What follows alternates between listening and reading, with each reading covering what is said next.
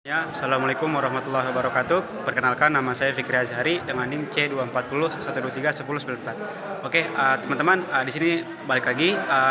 Seperti biasa, saya lagi di kampus FPIK, Fakultas Perikanan dan Kelautan IPB University. Nah, di sini saya akan menjelaskan mengenai kegiatan praktikum yang saya lakukan, yaitu pada hari ini, yaitu tanggal 21 September 2024.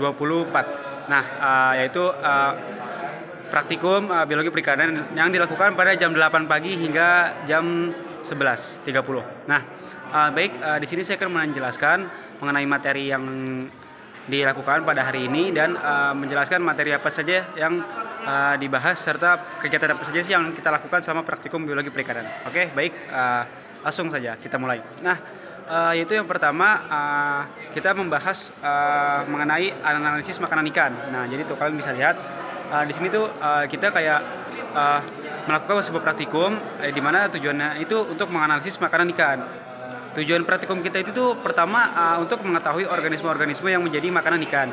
Terus kedua, waktu ikan makan, terus juga cara makan ikan dan perilaku ikan dalam mencari makanan. Nah, selain itu juga kita mempelajari makanan ikan ini, tujuan lainnya untuk mengetahui ikan itu tuh makan apa sih.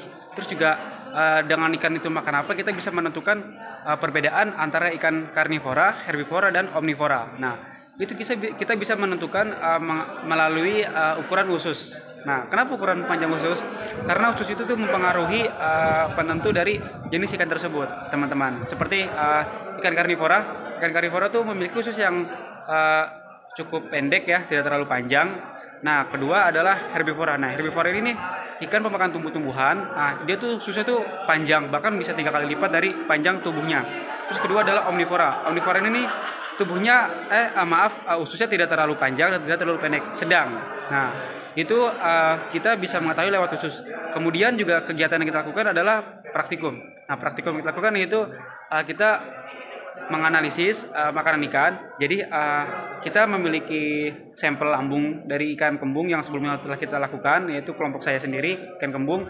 Nah, kemudian adalah selain ikan kembung, setelah itu setelah kita mendapatkan sampel dari lambungnya itu kita timbang bobotnya. Jadi kita menimbang bobot lambung dan usus, terus juga menimbang bobot lambung kosong. Nah, setelah itu kemudian setelah kita timbang dapatlah angkanya.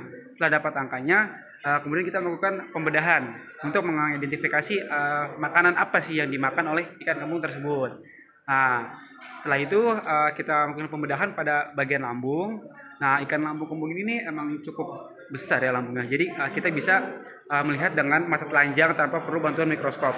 Nah, tetapi untuk organisme-organisme tertentu kita perlu melakukan dengan mikroskop untuk melihat kayak seperti plankton atau